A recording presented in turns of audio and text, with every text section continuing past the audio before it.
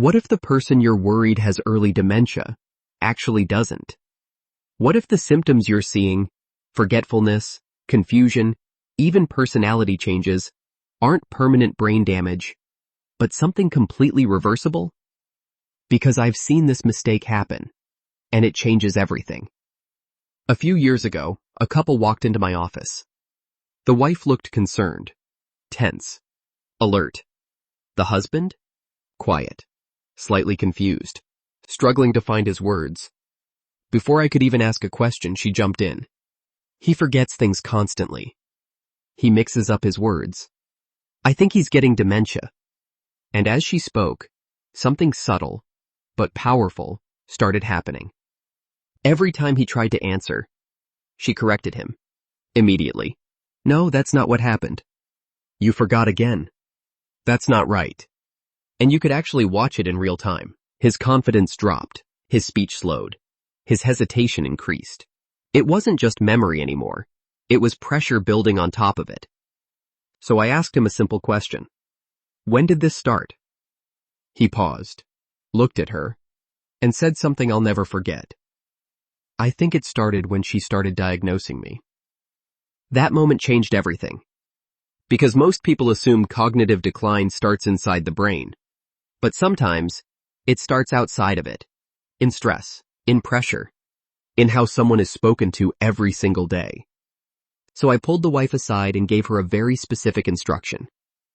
For 1 week, stop correcting him. No interruptions, no reminders, no you forgot again. Just let him speak, let him think, let him be, because here's what most people don't realize. Every time you correct someone under pressure, you reinforce the mistake. You create anxiety around thinking, and anxiety shuts down memory faster than anything. So she agreed. And 1 week later, they came back. Same man, same brain, completely different outcome. He was sharp, clear, engaged, speaking fluidly, no confusion, no breakdown in language. So what changed? The pressure was removed. And when the pressure disappeared, his brain started working again. That's when you need to understand something critical. Not all memory problems are dementia. In fact, poor sleep, high stress, blood sugar instability, and even constant correction or criticism can create symptoms that look almost identical to dementia, which means if you label it too early, you can actually make it worse. But here's the balance. Just because not everything is dementia doesn't mean you ignore the signs, because there are early warning signals. And if you catch them early enough, this is where you still have control. Dementia is not just forgetfulness. It's a decline in how the brain functions over time. And one of the key areas involved is the hippocampus. This is your memory center, your ability to learn, your internal navigation system. And when it starts to shrink, the earliest signs show up quietly, subtle at first, then more consistent if nothing changes. The 6 early signs show up in ways most people overlook at first. 1. Difficulty planning or organizing. This doesn't mean forgetting your keys once. This is when simple tasks that used to be automatic start to feel heavy. You sit down to pay a bill and lose track halfway through.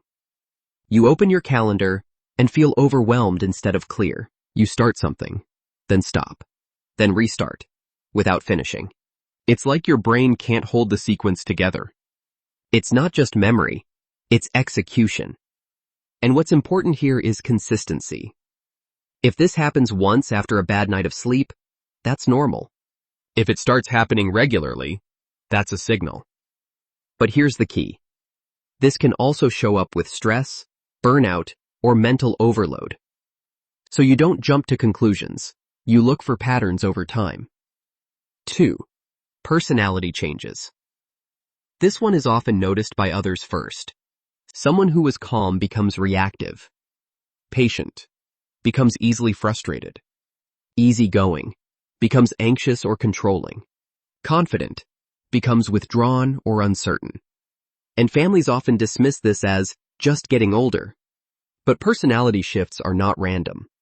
They can reflect changes in how the brain is processing emotions, stress, and control. When the brain is under strain, Emotional regulation weakens first, so reactions become faster, sharper, less filtered. And over time, that creates tension in relationships, often making the symptoms worse. 3. Constipation. Yes, really. This is where most people get surprised, because they don't connect digestion with the brain. But your gut and your brain are constantly communicating through what's called the gut-brain axis. Your gut produces key neurotransmitters that influence mood, clarity, and cognition. So when digestion slows down, brain signaling can slow down with it. And here's what matters. This is often one of the earliest signs. Years before memory issues show up, which means this is a leverage point. Fix the gut early, and you reduce stress on the brain later. This isn't random. It's connected. 4. Sensory changes. These are easy to ignore because they seem unrelated. A weaker sense of smell, food tasting different, hearing becoming less sharp, vision subtly changing, even appetite shifting without explanation. But your brain is responsible for processing all of this.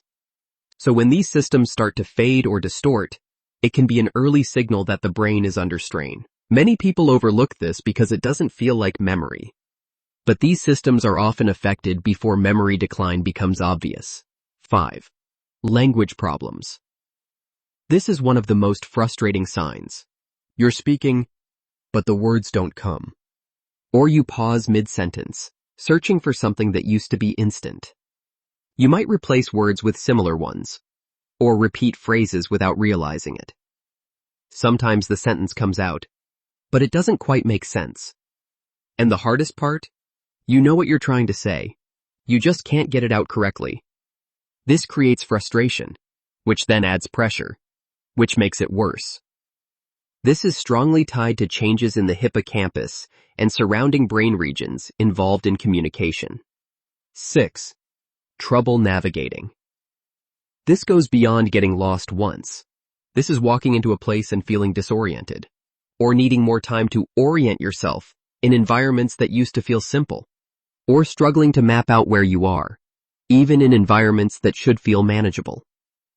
Your brain has an internal navigation system, and when that system weakens, your sense of direction weakens with it. This can also show up as hesitation, second-guessing where to go next. Now here's where most people make the mistake. They notice these signs, and then do nothing. They wait. They assume it's normal. They hope it goes away.